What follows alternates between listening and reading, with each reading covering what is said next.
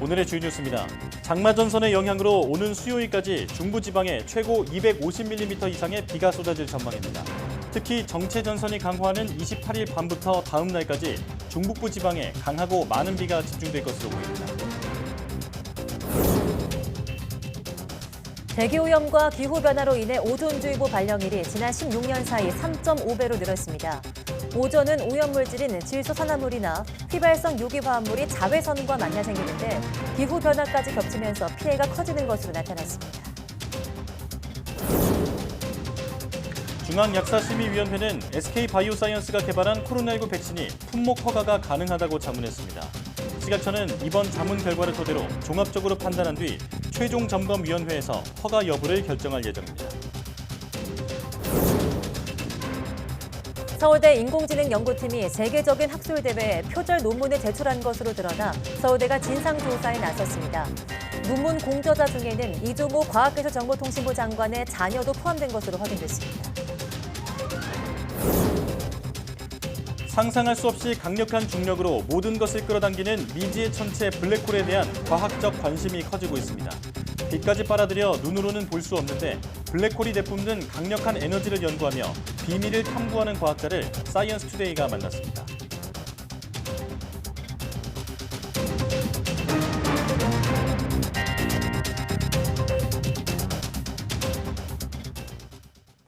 여러분 안녕하십니까? 사이언스 투데이 시작합니다. 오늘은 먼저 날씨와 기후 소식부터 전해드립니다. 장마 전선 영향으로 중부지방에 29일까지 최고 250mm 이상의 호우가 쏟아질 것으로 보입니다. 기상청은 북서쪽에서 저기압이 유입된 뒤 중부지방에 동서로 정체 전선이 형성되면서 이번 주 내내 장맛비가 이어지겠다고 밝혔습니다. 특히 정체 전선이 강화하는 28일 밤부터 29일 사이에는 중북부 지방에 강하고 많은 비가 집중될 것으로 보입니다. 기상청은 29일까지 수도권과 강원도에 최고 250mm의 많은 비가 내리겠고 충북 북부 지방에도 최고 150mm가 내리겠다고 밝혔습니다. 이후 이번 주 금요일까지 중부지방에는 밤만 되면 비구름이 강해지는 야행성 후우가 예상돼 취약 시간대 비 피해가 우려됩니다. 반면 남부지방은 일찍 확장한 북태평양 고기압 영향권에서 무더위와 열대야가 기승을 부리겠고 일부 지역에는 강한 소나기가 내릴 전망입니다. 무더위가 일찌감치 찾아오면서 올여름 들어 온열 질환자가 지난해보다 80% 급증한 것으로 집계됐습니다. 특히 온열 질환이 심하면 사망에 이를 수도 있어서 한낮엔 야외 활동을 자제하는 것이 좋겠습니다. 보도에 신현준 기자입니다.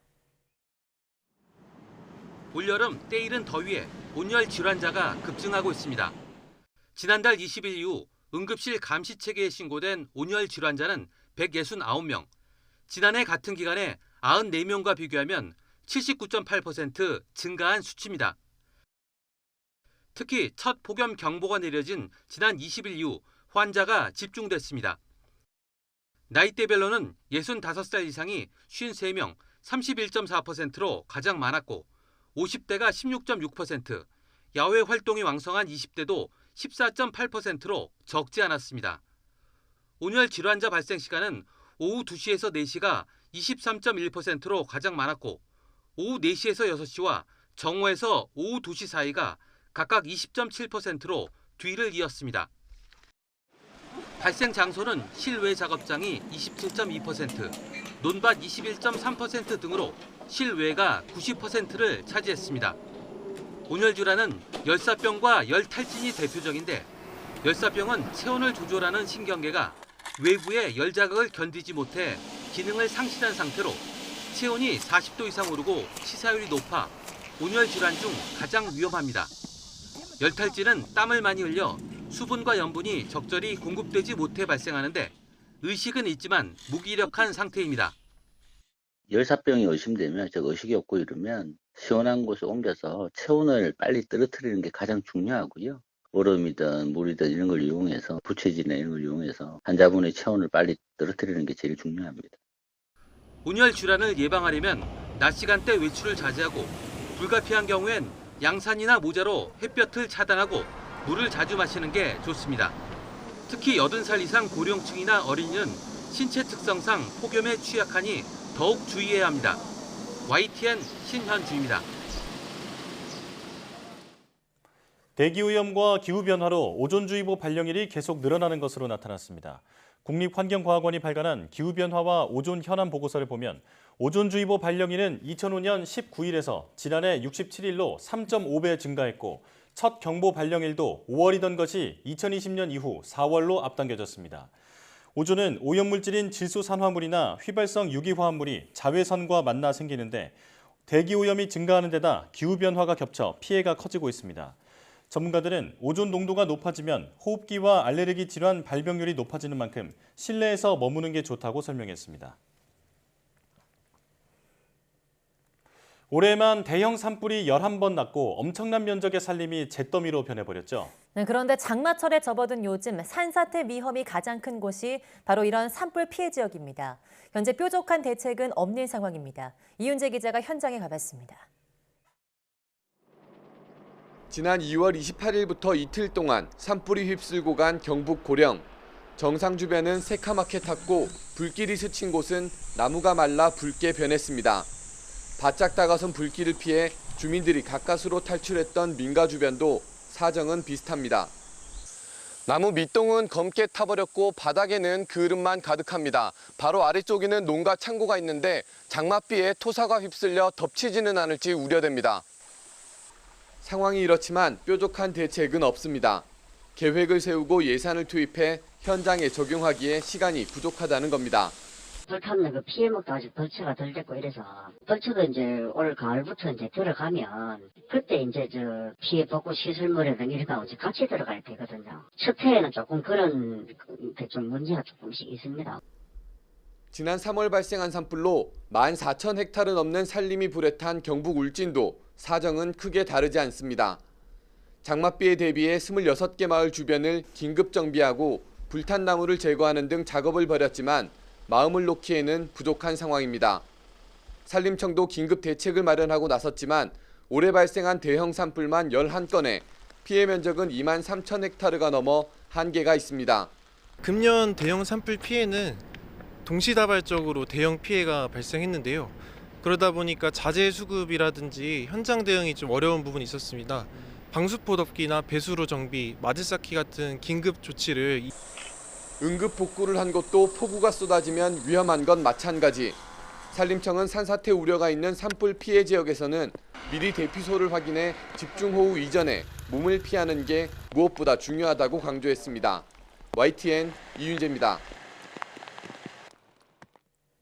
SK바이오사이언스가 개발한 국산 첫 코로나19 백신이 중앙약사심의위원회로부터 품목 허가가 가능하다는 자문 결과를 받았습니다. 식품의약품안전처는 SK바이오사이언스의 코로나19 백신 스카이코비1 멀티주의 안전성과 효과성을 중앙약사심의위원회에서 자문한 결과 품목 허가할 수 있다는 결론이 나왔다고 밝혔습니다. 중앙약사심의위원회는 해당 품목이 국내 코로나19 예방의 필요성이 인정되고 임상시험에서 발생한 이상 사례를 토대로 안전성도 허용할 수 있는 수준이라고 판단했습니다.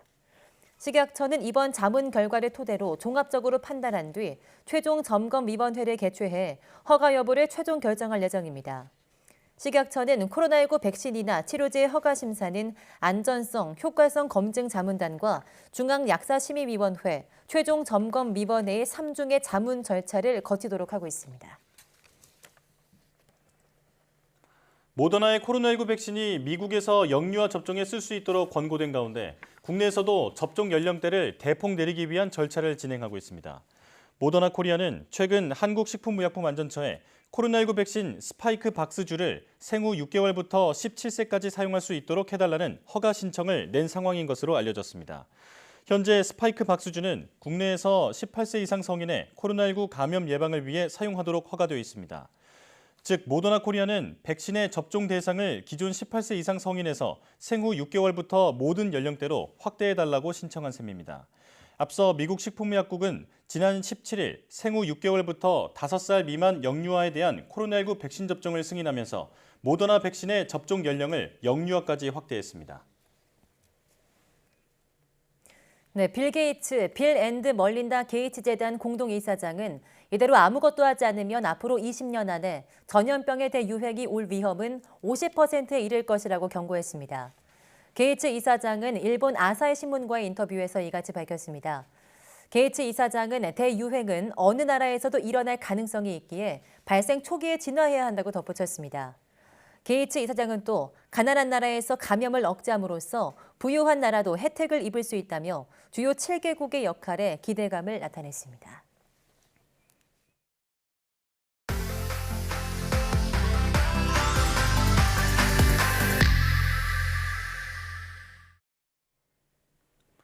인간이 존재하면서부터 수없이 바라보고 수만 가지 상상을 불러일으킨 게 바로 보석같이 밤하늘을 수놓는 별이겠죠. 하지만 과학이 발달하면서 이제는 별과 우주가 더 이상 관념 속에만 머물지 않고 하나둘씩 그 아름다운 정체를 드러내고 있습니다. 네, 사이언스 투데이는 별소리 다 듣겠나라는 새 코너로 우주와 천문에 대한 모든 과학자들의 재미있는 이야기를 시청자 여러분과 나누기로 했습니다. 별소리 다 듣겠네는 월요일 격주로 여러분과 만날 텐데요. 오늘은 첫 순서로 미지의 천체, 블랙홀의 이야기를 한국천문연구원 손봉원 박사로부터 들어보겠습니다. 별소리 들으러 함께 가보실까요? 안녕하세요. 별소리 다 듣겠네 첫 편에 별소리를 전해드리게 된 손봉원입니다.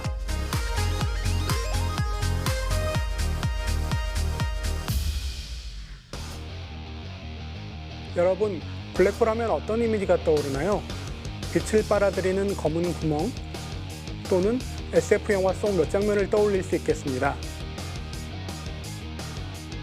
블랙홀은 중력이 아주 커서 물질이 그 중력을 이기지 못하고 함몰되어 질량 외에는 대부분 물질의 특징이 사라진 천체를 말합니다.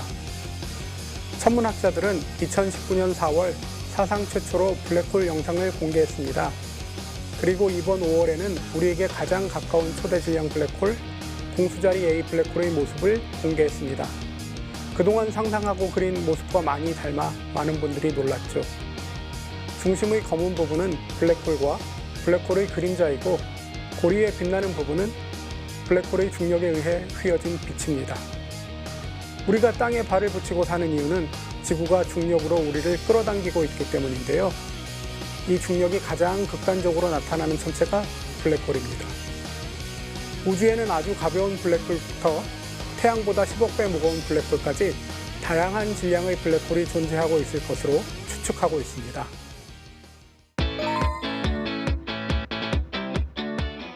눈으로 볼 수 있다면 블랙홀이 아니겠죠.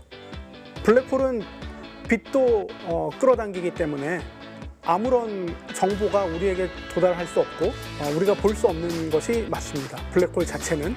그렇지만 블랙홀은 물질을 끌어당길 때 아주 강한 에너지를 방출하게 되어 있습니다. 마치 지구에 운석이나 인공위성이 떨어질 때 강한 에너지를 방출하는 것과 마찬가지입니다. 그래서 블랙홀이 그 주변에서 강렬하게 빛을 낼 경우들이 있는데 그런 경우라면 블랙홀과 블랙홀의 주변의 사건 지평선 그리고 블랙홀의 그림자를 그 빛을 배경으로 해서 우리가 볼 수 있게 됩니다.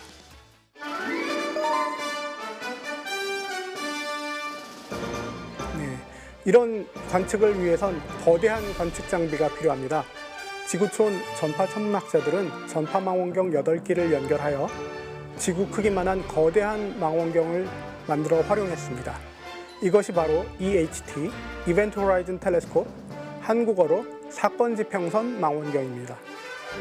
그러니까 EHT는 우리가 만든 가상의 망원경 이름이기도 하고 이를 활용해 연구하는 국제협력 연구단의 이름이기도 합니다.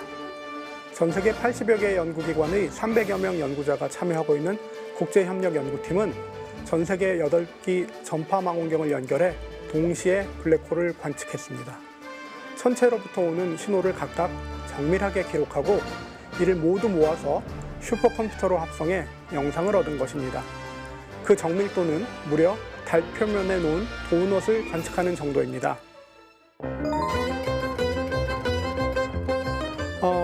합성이라는 것이 그러니까 인공적으로 만들었다는 뜻이 아니고요. 카메라의 원리나 아니면 광학적 원리랑 똑같은데 그 처리 과정을 슈퍼컴퓨터를 이용을 해서 처리를 해야 된다는 것입니다.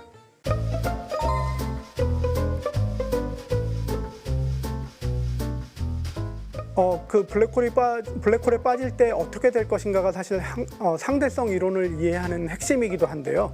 큰 블랙홀에 빠질 경우에는 우리가 인터스텔라 영화에서 본 것처럼 시간이 천천히 가면서 우리의 모습을 대부분 그대로 유지할 수 있을 겁니다. 그러다가 바깥에서 보는 관찰자가 보기에는 블랙홀 표면 가까이에 가서 사건 지평선에 다가가면 마치 멈춰 있는 것처럼 보일 겁니다. 물론 작은 블랙홀이면 좀 달라집니다.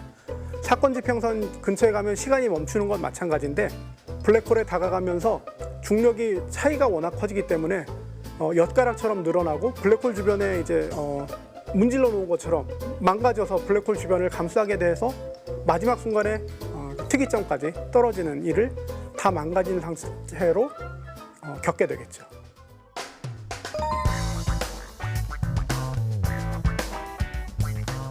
네, 블랙홀이 물질을 빨아들이는 것의 정반대 성질을 가진 것을 화이트홀이라고 생각하고 있는데요. 그렇다면 우주에서 물질을 아주 밝게 강력하게 방출하고 있는 그리고 이제 공간이 확장되는 그런 영역이 관측이 돼야 되겠죠. 그래서 아마도 우리 우주에 실제로 그런 화이트홀이 존재했다면 우리가 쉽게 관측을 할 수 있었을 것 같은데요. 아직 관측이 안 된 걸로 봐서 우리 우주에는 화이트홀은 없는 것 같습니다. 그렇지만 블랙홀도 우리가 한때는 없다고 생각을 했기 때문에 단정적으로 대답하기 좀 어려운 면이 있습니다.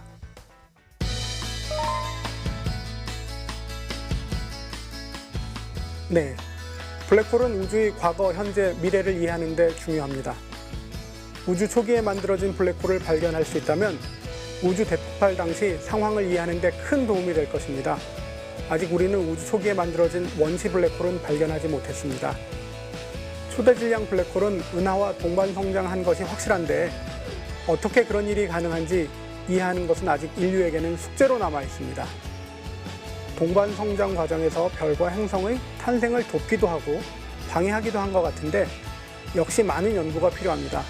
이 동반 성장 과정에서 블랙홀은 강력하게 빛을 내는데 이렇게 우주 저 멀리에서 밝게 빛나는 블랙홀을 퀘이사라고 합니다. 믿기 어려우시겠지만 이 블랙홀들이 우주와 지구에서 사용하는 내비게이션 기술의 기준으로 사용되고 있습니다. 우리는 한때 상상 속의 천체였으며 아인슈타인도 그 존재를 부정했던 블랙홀을 볼 수 있는 시대에 살고 있습니다. 이 다음엔 무엇을 보게 될지, 어떤 기술이 우리 생활 속에 파고들지 저도 무척이나 기대가 됩니다. 다음 블랙홀의 얼굴을 함께 기대해 주시기 바라며 이상 별소리를 마칩니다.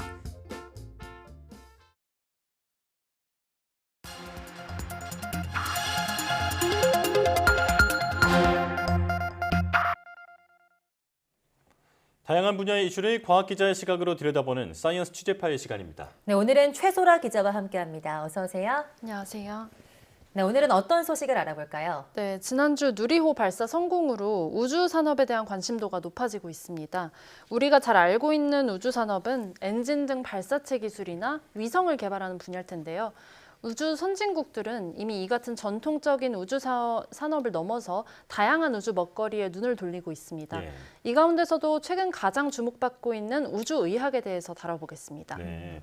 우주에 도달하는 것을 넘어서 이제는 우주 공간에서 무언가를 연구하고 생산하는 분야까지 경쟁이 펼쳐지고 있다는 건데요. 자, 그렇다면 우주의학의 개념부터 알아보겠습니다. 이게 어떤 건가요? 네, 우주의학은 인간이 우주에서 겪게 될 새로운 환경을 연구하고 이에 대한 치료와 같은 의학적인 문제를 연구하는 학문입니다.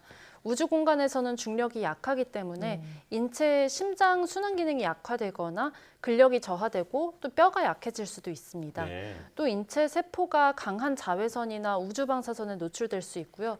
또 우주선 속에서 급격하게 가속하거나 감속하는 상황에 처할 수도 있습니다. 이런 특수 환경에 노출된 인체가 지구에서와는 전혀 다르게 작동할 수 있거든요. 때문에 인간이 우주로 진출할 때 우주에서 안전하게 활동할 수 있도록 대책을 연구해서 우주 개발을 실현해 나가는 겁니다. 네, 사실 이렇게만 들으면 이 우주의학은 우주인에게만 해당되는 것 같은데 대부분 사람들에게는 다소 좀 동떨어진 이야기로 들립니다. 네, 충분히 그렇게 들릴 수 있습니다. 아직은 전 세계적으로 우주인이 몇 명 안 되고 또 우리나라는 유인 우주선을 쏜 경험도 없기 때문에 그렇게 생각하실 수 있는데요. 네. 전문가들은 우주의학에서 연구되는 것들이 지상에 있는 인류에게도 큰 도움을 줄 것으로 보고 있습니다. 예컨대 내비게이션 기술이나 연료전지 기술, 또 불에 강한 내화성 섬유 기술 등이 우주 개발을 통해서 나왔거든요. 네. 심지어 화상회의 기술이나 라식 수술에 들어가는 레이저 기술, 또 병원에서 찍는 CT와 MRI 기술도 이런 우주 개발에서 파생됐습니다. 전문가들은 이처럼 우주의학 또한 활발하게 연구되면 지상에 있는 인류에게도 눈부신 기술 발전을 가져다 줄 것으로 보고 있습니다. 네.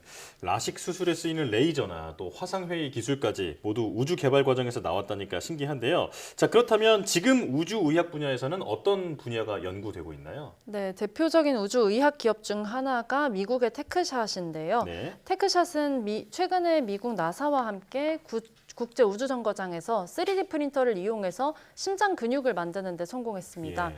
3D 프린터로 조직을 만드는 기술은 지상에서도 연구가 활발한 기술인데요. 프린터에 세포로 만든 잉크를 넣어서 세포를 인쇄해서 층층이 쌓고 또 이걸 배양해서 장기 조직으로 만들어내는 기술로서 또 우리도 수차례 뉴스에서 전해드렸죠. 그렇죠. 그런데 이 기술을 지상에서 진행하면 강한 중력 때문에 세포들이 바닥에 붙어서 납작하게 퍼져버립니다. 이 때문에 상하 좌우 이런 입체적으로 자라나는 게 힘들어서 이 세포가 조직으로까지 만들어지는데 애를 먹고 있습니다. 네, 반면에 우주정거장은 지구 상공 400km를 빠른 속도로 돌고 있어서 내부가 무중력 상태에 가깝거든요. 예. 네. 이 때문에 3D 프린터로 심장세포를 층층이 쌓아놓으면 입체적으로 잘 배양될 것으로 예상이 됐습니다. 실제로도 우주정거장에서 만든 심장 근육을 지구로 가져와서 분석한 결과 실험이 성공적이었다고 합니다. 중력이 있으면 3D 프린터에서 나오는 조직이 꿀처럼 흘러내리지만 무중력 공간에서는 조직을 마치 찰흙으로 만지는 것처럼 수월하게 조종할 수 있다고 연구진은 비유했습니다. 연구진은 앞으로 10년 안에 실제 인간을 이식할 수 있을 정도의 심장 조직을 만드는 것이 목표라고 밝혔습니다. 그렇군요. 네, 3D 프린터에 세포를 넣어서 만드는 걸 또 꿀과 찰흙에 비유하니까 확 와닿는 것 같습니다. 그런데 테크샷 말고도 다국적 제약사들도 우주의학에 많이 진출해 있다고요? 네, 그렇습니다. 머크사는 면역 항암제 키투르다를 우주정거장에서 제조하는 실험에 성공했습니다. 예. 무중력 상태에서는 약물을 제조하는 과정에서 생기는 덩어리들이 바닥으로 가라앉는 등 이런 한 곳으로 몰리지 않거든요. 이 때문에 더 균질한 약물을 만들 수 있고요. 또 결과적으로 약물의 순도도 더 높아진다고 합니다. 전문가들은 순도가 더 높은 약물은 인체에도 효과가 더 높을 것으로 보고 있습니다. 코로나19 백신으로 유명한 아스트라제네카도요. 2019년부터 우주 공간에서 신약 개발 연구를 하고 있습니다. 나노 입자와 무중력 상태를 이용한 새로운 약물 전달 기법과 약물 전달 물질을 개발하고 있습니다. 예. 이 밖에 일라일릴리와 사노피 등 수많은 회사가 우주 정거장에서의 실험에 진입했습니다. 우주의학 실험을 진행 중인 기업을 보면요. 나라별로는 미국이 60% 정도를 차지하고 있고요. 다음으로 이스라엘, 프랑스, 영국, 네덜란드, 이탈리아, 스위스 등이 있는데요. 이들 나라가 우주의학이 발달한 건 우주정거장에 접근할 수 있는 기술과 권리를 가지고 있어서 우주의학 기술을 아주 빠르게 준비하고 기술 발전을 해나갔기 때문으로 보이는데요. 업계에서는 중국과 러시아와 같은 우주 강국도 머지않아서 큰 도약을 할 것으로 보고 있습니다. 예. 전문가에게 같이 들어보겠습니다.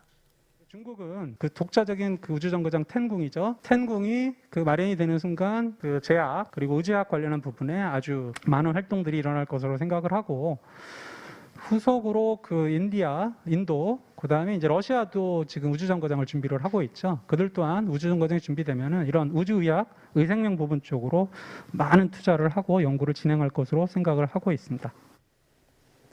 네, 한편 이스라엘의 경우는 우주정거장에 가지 않고도 무중력 환경에서 우주의학 실험을 할 수 있는 기술을 준비 중입니다. 큐브 위성을 활용한 건데요. 큐브 위성 속에 의학 실험 장비를 갖춰놓고 위성을 발사한 후에 원격으로 조종해서 실험하는 방식입니다. 네. 큐브 위성을 띄워서 약물 제조 과정에서 생기는 단백질 결정을 억제하는 방법을 시도할 것으로 보입니다. 이처럼 우주 발사체 기술을 어느 정도 갖춘 나라들은 다양한 방식으로 우주의학에 뛰어들고 있습니다. 전문가들은 앞으로 20년 안에는 우주에 물체를 발사할 때 드는 비용이 지금의 10분의 1 이하로 줄어들 것으로 보고 있는데요. 네. 때문에 앞으로 우주의학이 더욱더 활발해질 것으로 보입니다. 그렇군요. 이름만 대면 다 알만한 이 제약사와 그리고 우주 강국이 전부 다 진출해 있다라고 보면 될 것 같은데요. 자, 그렇다면 중요한 게 우리나라는 우주의학 분야에서 지금 어느 정도 위치에 와 있는지 그게 궁금합니다. 네. 올해 초에 보건복지부와 질병관리청이 우주의학 연구 플랫폼 구축 사업을 제안했습니다. 네. 2023년부터 2027년까지 5년간 456억 원을 투입해서 우주의학 연구 생태계를 구축하는 내용입니다. 이미 우리나라의 바이오와 의학 기술이 앞서 있고 또 인재들도 확보돼 있는 만큼 우주의학으로 진출해서 선진국과의 기술 격차를 극복하고 또 경쟁력까지 높이겠다는 겁니다. 네. 한편 국내 제약사 가운데서는요, 보령을 꼽을 수 있는데요. 보령은 올 초에 미국 우주개발 기업 엑시엄 스페이스에 120억 원을 출자했습니다. 엑시엄 스페이스는 세계 최초의 상업용 우주정거장 건설을 목표로 미국 나사 출신 전문가들이 2016년에 설립한 기업입니다. 2028년까지는 새로운 우주정거장 건설을 준비 중이라고 합니다. 네, 사실 우주 산업을 떠올리면 가장 먼저 발사체가 떠올랐는데요. 이야기를 계속 들으니까 몰랐던 다양한 분야가 존재했던 것 같습니다. 네, 그렇습니다. 전문가들은 우리나라도 발사체 기술 개발과 동시에 고부가가치를 창출할 수 있는 새로운 우주 산업으로 눈을 넓혀야 할 때라고 강조했습니다. 사실상 발사체와 위성 제조 기술도 중요하지만 전 세계 우주 시장에서 매출 기준으로는 이것들이 차지하는 비중이 크지는 않거든요. 전문가에게 함께 들어보시겠습니다. 전통적인 위성체나 발사체 개발, 발사체 서비스는 전 세계적인 우주 시장에서 수익이 차지하는 비중이 6% 미만입니다. 한국도 바이오나 우주의학과 같은 신생 분야에 적극적으로 투자해서 우주 시장을 좀 더 확대하고 넓히는 데 기여할 수 있으면. 또 전문가들은 이렇게 우주 산업이 제약과 의학은 물론 다양한 분야로 확장될 수 있는 만큼 부처들 간의 협업이 필수적이라면서 컨트롤 타워의 역할과 중요성도 강조했습니다. 예. 한때 한국판 나사로 불리는 우주청 신설도 한참 논의된 적이 있었는데 앞으로는 국가 역량을 우주 분야에 집중할 수 있는 방법도 함께 고민을 해야 할 것 같습니다. 자, 사이언스 취재파의 최소라 기자와 함께했습니다. 고맙습니다. 감사합니다.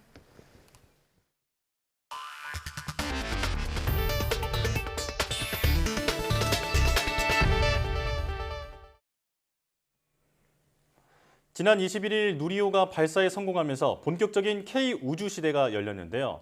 올해부터는 우리나라 우주개발 역사상 최대 규모의 사업인 한국형 위성항법 시스템 KPS 구축 사업이 시작됐습니다. 기존 GPS 의존에서 벗어나 독자적 KPS가 갖춰지면 우리 삶에는 어떤 변화가 일어날지 양우영 기자가 알려드립니다. 내비게이션은 물론 스마트폰 이용에 필수적인 GPS. 미국 국방부가 개발한 위성 항법 시스템으로 1983년 대한항공 격추 사건 이후 지금처럼 민간에 개방됐습니다. 음식 배달이나 택시 호출, 금융거래 등 최신 기술 대부분이 위성 항법 시스템 기반으로 이루어지지만 현재 우리나라는 미국의 GPS 시스템에 전적으로 의존하고 있습니다. GPS는 31개 위성으로 지구 전역을 담당하다 보니 신호가 약해지거나 정확도가 떨어지는 등의 한계를 보이고 있습니다. 또 미국이 만약 갑자기 서비스를 중단하거나 사용료를 요구하면 손쓸 방법도 없는 상황입니다. 현재까지는 그냥 우리는 무조건 미국의 GPS 시스템, 다른 나라의 또 시스템에 무임승차한 게 되겠고요. 어떻게 될지 모릅니다. 가령 어느 날인가 우리가 GPS 서비스를 사용할 수 없다면 여러 가지 문제가 생기겠죠. 우리나라가 올해부터 한국형 위성 항법 시스템 KPS 독자 개발에 나섭니다. 한반도 중심의 초정밀 위치, 항법, 시각 정보를 제공하는 자체적인 GPS를 만드는 겁니다. 이에 정부는 오는 2035년까지 14년 동안 3조 7천여억 원을 투입해 8개의 인공위성을 한반도 주변 상공에 띄울 계획입니다. KPS는 평소에 GPS와 시스템을 호환하다 비상시 독자적인 위성 항법 시스템으로 활용할 수 있습니다. 또 기존 GPS의 미터급 오차를 센티미터급으로 줄여 자율주행차와 드론, 로봇 등을 더 안전하고 정확하게 운행할 수 있습니다. 우리나라의 관련 산업들이 발전할 겁니다.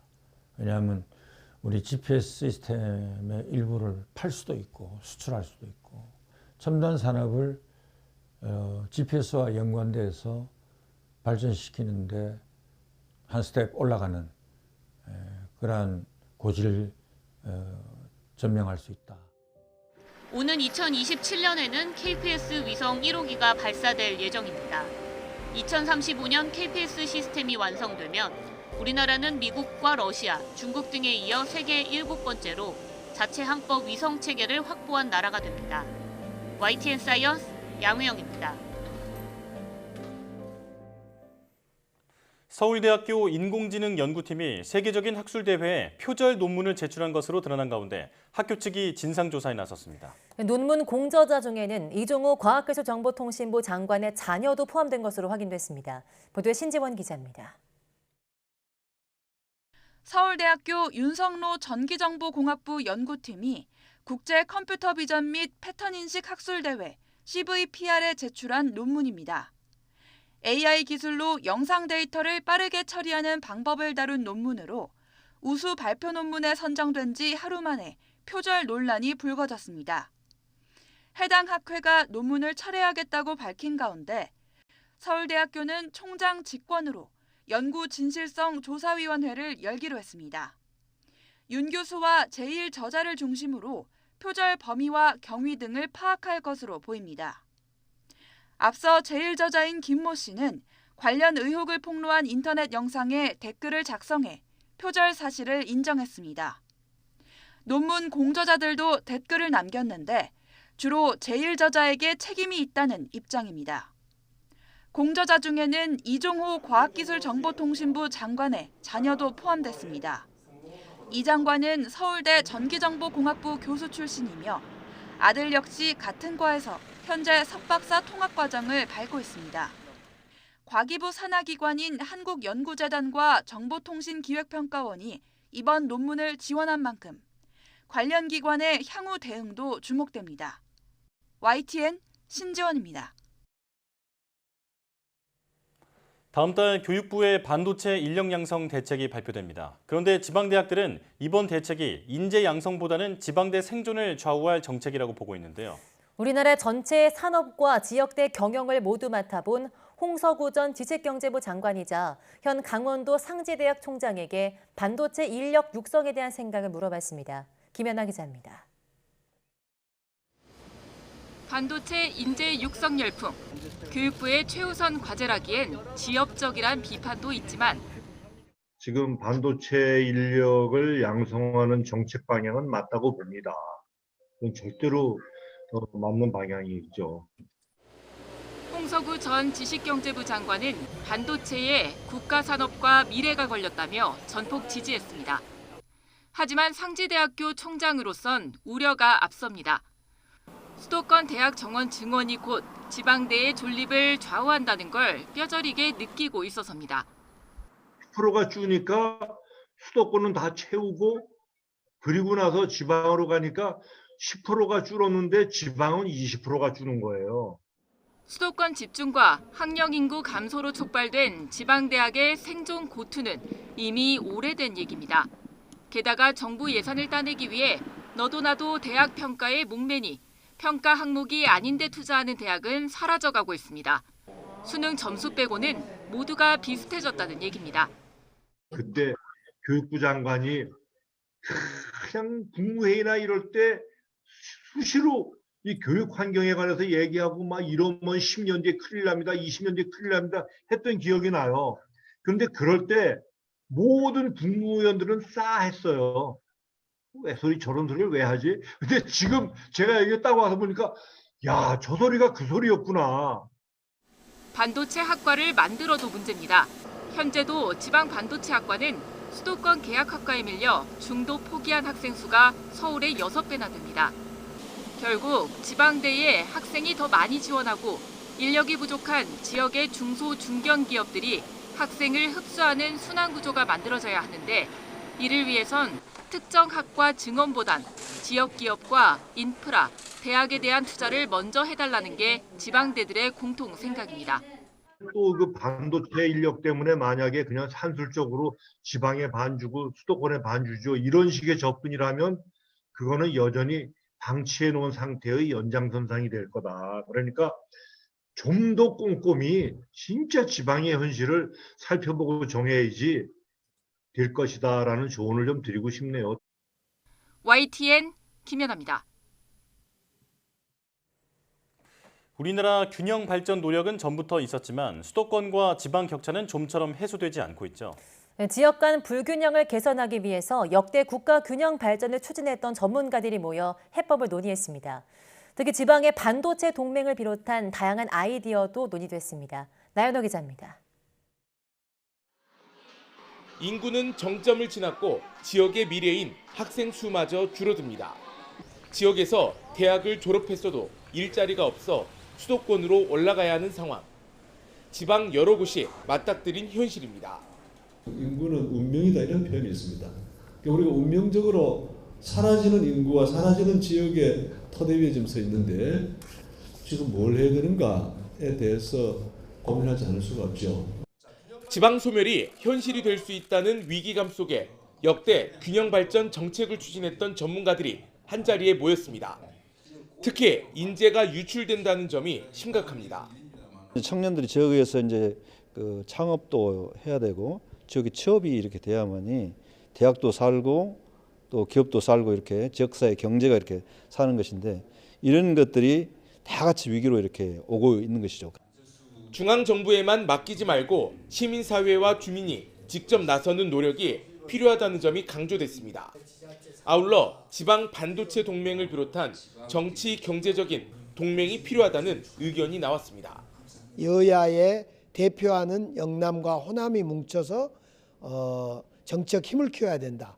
그 정치적 힘은 반도체에 대한 산업과 반도체에 대한 인재를 키우는 문제로 동맹을 만들어서 정치적 힘을 키우자 이런 취지입니다.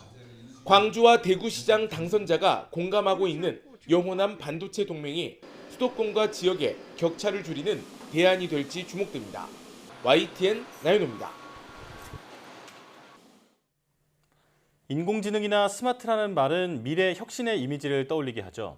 산업 현장에서도 스마트 공장 구축으로 제조 혁신을 시도하는 기업들이 늘고 있습니다. 네, 이미 스마트 공장 시스템을 구축한 대기업은 물론이고 이제는 중소, 중견기업으로 그 저변이 확대되고 있는데요. 대한민국 산업 경쟁력을 높이는 데 기대가 큽니다. 박종혁 기자가 그 현장을 소개해드립니다. 자동차나 로봇, 항공 등 다양한 분야에 사용하는 초정밀 모터나 초정밀 제어기를 주로 생산하는 업체입니다. 공장에 들어가 보니 작업자는 거의 없고 대부분 공정이 자동화되어 있습니다. 특히 주목할 부분은 불량 제품을 검수하는 작업자는 없고 모두 자동화가 되어 있다는 점. 제품 100만 개를 생산하면 1개 정도의 불량품이 나오니 실제 불량률은 제로입니다. 불량률이 낮다 보니 해외 발주가 늘어 지난 2021년 매출 460억 원에서 지난해 30% 늘어 590억 원으로 늘었습니다. 올해에는 800억 원 정도로 껑충 뛸 것으로 전망합니다. 이런 성과의 핵심은 스마트 공장 도입입니다. 지난 2016년부터 스마트 공장 구축에 들어가 지금은 인공지능 기반 제조 시스템 구축을 눈앞에 두고 있습니다. 스마트 공장이 됨으로 인해 가지고 거기에 대한 불량률이 줄고 또 데이터가 집저가 됨으로 인해서 거기에 대한 효율성이 상당히 높아진 거죠. 휴대전화나 각종 전자제품에 들어가는 테이프를 생산하는 업체입니다. 이 회사도 지난해 초부터 스마트 공장 구축에 착수해 기초 단계를 마쳤고 올해에는 중간 단계에 돌입했습니다. 생산 효율을 높이고 비용을 줄이겠다는 목표입니다. AI 비전 검사가 도입되면 표준화된 검사 기준에 따라 일관성 있는 검사가 가능하고 품질 보증 향상과 그리고 빠른 시간에 많은 제품들을 검사할 수 있을 것으로 기대하고 있습니다. 그동안 대기업 중심으로 추진하는 스마트 공장 구축은 중소, 중견기업으로 확대하는 추세입니다. 정부도 스마트 공장 구축이 제조 혁신을 통한 산업 경쟁력 강화의 핵심이라고 판단하고 적극 지원하고 있습니다. 중소벤처기업부는 올해까지 3만 곳에 초기화부터 고도화까지 스마트 공장 시스템을 보급한다는 계획입니다. 이에 따라 내년부터는 빅데이터와 인공지능을 기반으로 한 스마트 공장이 실현될 것으로 기대하고 있습니다. 내년부터는 수적인 증가뿐만 아니라 실제로 알고리즘이나 솔루션의 수준을 높이는 것까지도 중소벤처기업부가 계획을 세울 수가 있을 것 같습니다. 제조 혁신의 핵심으로 평가받는 스마트 공장이 앞으로 우리 산업의 경쟁력을 키우는데 얼마나 도움이 될지 관심이 모아집니다. YTN 박종혁입니다. LG U+가 오는 2050년까지 사용 전력의 100%를 재생에너지로 전환하는 온실가스 감축 로드맵을 수립했습니다. LG U+는 우선 2030년까지 53%의 온실가스 배출량을 재생에너지로 바꾸고 2050년까지 온실가스 예상 배출량의 25%를 자체 감축하며 나머지 75%는 재생에너지를 사용할 예정입니다. 또 온실가스 감축 로드맵을 구체화하고 전사적으로 확산하기 위해서 연내 한국형 RE100에 가입할 예정입니다. 현재 국내 64개 기업이 동참을 발표한 한국형 RE100은 신재생 공급 인증서 구매, 제3자 전력 구매 계약, 재생에너지 발전 사업 지분 투자, 자가 발전 등을 통해 전력 사용에 의한 온실가스 배출량을 완전히 없애자는 캠페인입니다. LG U+ 같은 통신사의 온실가스 배출은 직접 배출보다 전력 사용으로 인한 간접 배출이 대부분을 차지하는데 최근 5G 상용화와 인터넷 데이터 센터의 증설로 간접 배출량이 늘고 있습니다.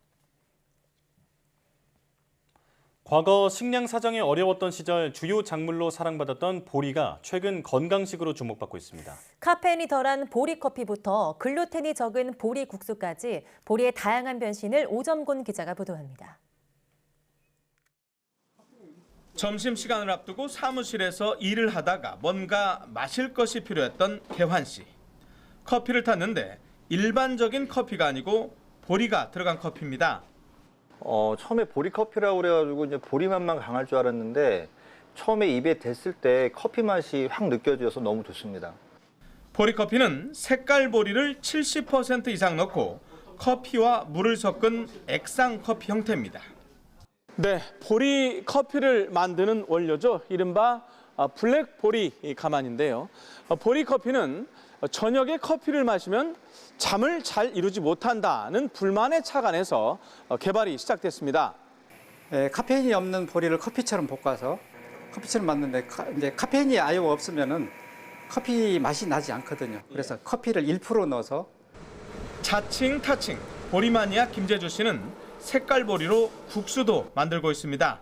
면발이 잘 퍼지지 않아서 식감이 좋은 데다가 다이어트 식품으로 알려지면서 입소문을 타기 시작했습니다.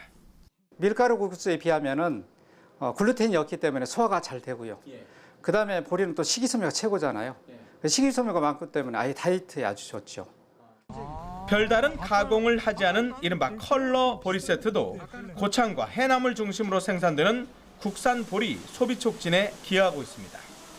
판매가 촉진된다면 그만큼 원물 생산도 늘어나게 될 거고 보리 품종의 소비가 촉진될 거라고 생각합니다. 궁핍했던 지난 시절 주요 식량 작물로 사랑받았던 보리. 소비가 급격하게 줄면서 요즘 식탁에서는 거의 사라졌지만 색깔 변신과 함께 용도 전환으로 새로운 자리를 찾아가고 있습니다. YTN 오점곤입니다. 지난해 국민 1인당 전기 사용량이 역대 최고를 기록하며 세계에서 세 번째로 많이 전기를 사용한 것으로 나타났습니다. 한국전력 자료를 보면 지난해 인구 1인당 전기 사용량은 전년보다 5.1% 증가한 1,330kWh로 역대 최고치를 기록했습니다. 이를 다른 나라의 지난 2019년 기준 전기 사용량과 비교하면 캐나다 14,000, 미국 11,600kWh에 이어 세 번째로 많습니다. 반면 가정용 전기요금은 메가와트시당 103.9달러로 OECD 34개 국가 중 네 번째로 저렴한 것으로 조사됐습니다. 전기요금이 가장 비싼 독일의 30%, 일본과 비교하면 40% 수준에 그쳤습니다. 코로나19 초창기에 금리가 낮아지면서 대출을 끌어모아 투자하는 이른바 영끌이 유행처럼 퍼졌는데요. 최근 금리는 다시 오르고 있지만 시장 상황은 나빠지면서 이자 폭탄만 떠안게 된 대출자들의 한숨이 커지고 있습니다. 강희경 기자입니다. 30대 이모 씨는 2년 전 1억 원 넘는 대출을 껴서 수도권의 아파트 한 채를 마련했습니다. 당시만 해도 1%대 낮은 금리에 돈을 빌릴 수 있었는데 최근에는 한 달에 내는 이자만 2배 가까이 불어났습니다. 더 답답한 건 집값이 좀처럼 오르지 않는다는 겁니다. 금리만 오른 것만 해도 부담이 되는데 집값도 안 오르고 있어서 실제로 이 대출을 원래는 이자에 대한 부담만 있었는데 대출을 갚는 거에 대한 부담도 이제는 좀 커진 것 같아요. 한 시중은행이 사례를 분석한 결과 2년 전 은행에서 5억 7천만 원을 빌려서 아파트를 매입한 사람은 당시 원리금 상환액이 월 212만 원 정도였습니다. 하지만 현재 월 납입액은 249만 원으로 17% 넘게 늘었습니다. 여기에 하느니 기준금리를 연말까지 1%포인트 더 올린다면 상환액은 2년 반 전보다 무려 33% 가까이 불어나게 됩니다. 빚을 내 주식시장에 뛰어들었던 투자자들은 상황이 더 안 좋습니다. 바닥을 모르고 추락하는 주가에 돈을 빌려 주식을 사고도 이를 갚지 못해 강제 처분되는 반대 매매가 급증하고 있습니다.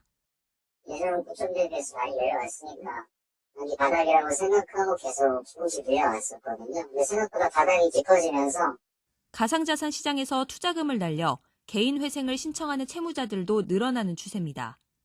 금융시장의 추락으로 기대했던 수익은커녕 원금 보전조차 기대하기 어려운 상황이 속출하는 겁니다. 이자 부담이 늘어날 수밖에 없는 상황에서 경기 침체에 대한 우려마저 커지고 있어서 사실상 발이 묶인 대출자들의 시름이 더 깊어질 것으로 보입니다. YTN 강희경입니다.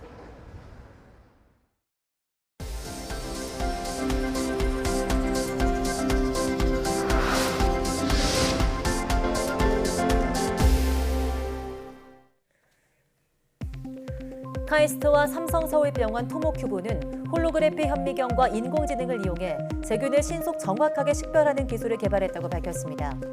연구진은 홀로그래피 현미경으로 측정되는 3차원 굴절률 영상 정보에 내재한 세균 종과 이와 관련된 특성을 인공지능에 학습시키는 방식으로 세균의 종류를 구분하는 데 성공했습니다.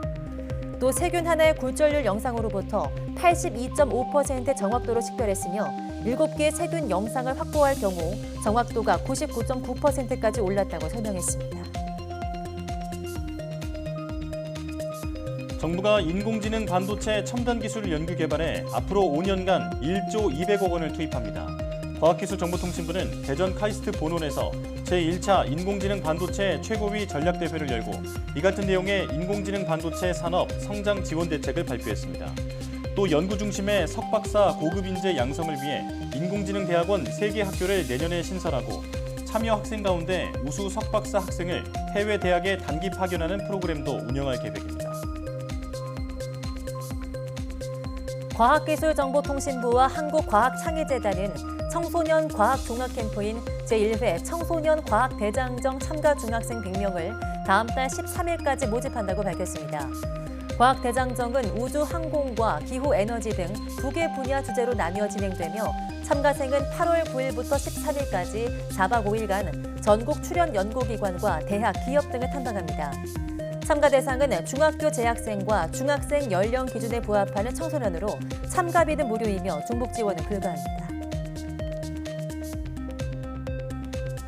한국항공우주원 노동조합이 지난 22일 누리호 2차 발사 성공에도 불구하고 노조원들의 열악한 처우에 대한 비판 성명서를 냈습니다. 황우연 노조는 공공기관 경영정보 공개 시스템인 알리오 2020년 결산 기준으로 황우연 신입 직원 초임 보수는 국가과학기술연구회 소속 25개 정부 출연 연구기관 가운데 21번째라고 밝혔습니다. 또 1,000명 이상의 직원과 연 6천억 원 규모의 사업을 수행하는 주요 출연연 중 최하일 뿐 아니라 출연연 최고 수준보다 1,000만 원 이상 적다고 밝혔습니다. 노조는 낮은 임금으로 다른 연구원에 동시에 합격한 연구원이 항우연을 선택하지 않고 젊은 연구원들이 임금을 이유로 다른 출연연으로 이직하는 경우가 빈번해지고 있다고 지적했습니다. 상당한 기간과 경험을 통해 육성한 후배 기술자들이 우주 개발 사업에서 떠나버린다면 한국의 우주 개발은 밑에서부터 썩어가고 있다고 개탄했습니다.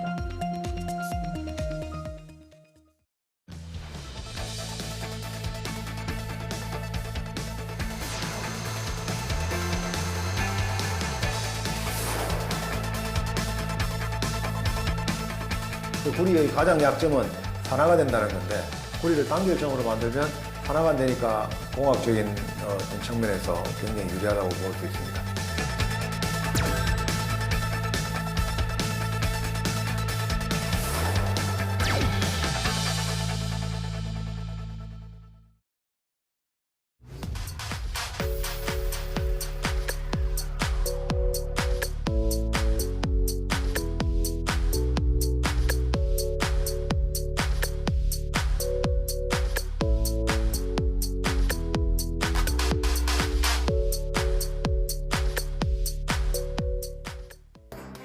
구리는 전기 전도성이 높으면서도 값이 싸서 전선, 코일 등 산업 전반에 널리 쓰이는 소재인데요. 하지만 공기나 물을 만나면 쉽게 녹이 쓴다는 단점이 있습니다. YTN 사이언스 휴먼 다큐 브라보 K 사이언티스트 이번 시간에는 녹슬지 않는 구리는 제2의 금과 같다고 말하며 구리의 산화를 막는 기술을 개발한 결정 물리학자 정세영 박사를 만나봅니다. 많은 시청 바랍니다. 사이언스 투데이 마칩니다. 함께해 주신 여러분 고맙습니다.